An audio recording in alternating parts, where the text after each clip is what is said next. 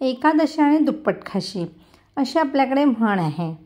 म्हणणाऱ्यांना म्हणू दे, आपण काय करायचं, उपवासाचे पदार्थ करायचे आणि खायचे. उपवास असो किंवा नसो, दुसऱ्याचा उपवास घरामध्ये असेल तरीसुद्धा आपण त्या पदार्थांमध्ये आपला हिस्सा मागायचाच. तर ही झाली आमच्याकडची पद्धत.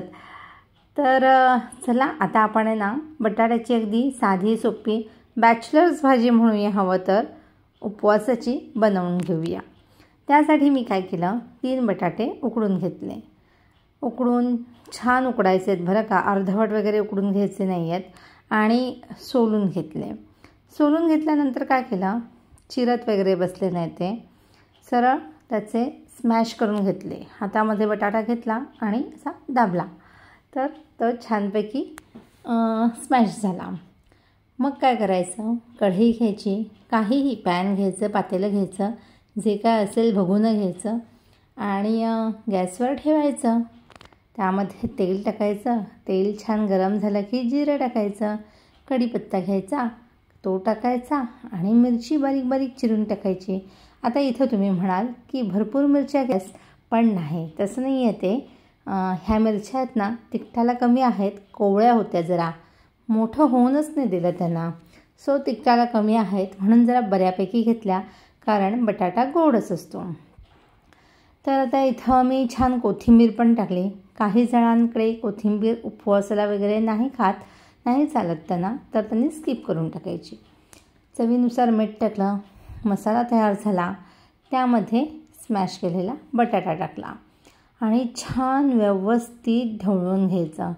बटाट्याच्या कणाकणाला मसाला लागला पाहिजे आणि त्यामुळे त्याची टेस्ट कशी एन्हान्स होते. आणि हे सगळं झालं की त्यावर झाकण ठेवून द्यायचं. छान दणदणीत वाफ काढायची 2 ते 3 मिनटं, कारण की मग छान ती भाजी पण आहे ना अशी खाली अशी खरपूस होऊन जाते आणि खूप टेस्ट सुंदर येते. आणि मग अशा पद्धतीने भाजी आपली तयार झाली तर पुन्हा कोथिंबीर आवडत असेल तर यूज करायची. आमच्याकडे जरा आवडतेच बरं का कोथिंबीर, म्हणून मग मी पुन्हा टाकली. आणि तिचं भाजीचं पण असं रंगरूप बदलतं ना कोथिंबीरीने, अगदी सुकी सुकी दिसत नाही, छान हिरवीगार मस्त अशी दिसते. आणि अशी भाजी मी बाउलमध्ये काढून घेतली. ह्यावर तुम्ही लिंबू पिळा, दह्यासोबत खा. ज्यांचा उपवास नसेल त्यांनी पोळी चपातीबरोबर खा. पण अप्रतिम चवीची साधी सोपी ही भाजी होते. बॅचलर्सना करायलासुद्धा खूप छान सोपी रेसिपी आहे. आवडलं तर सबस्क्राईब करा. थँक्यू.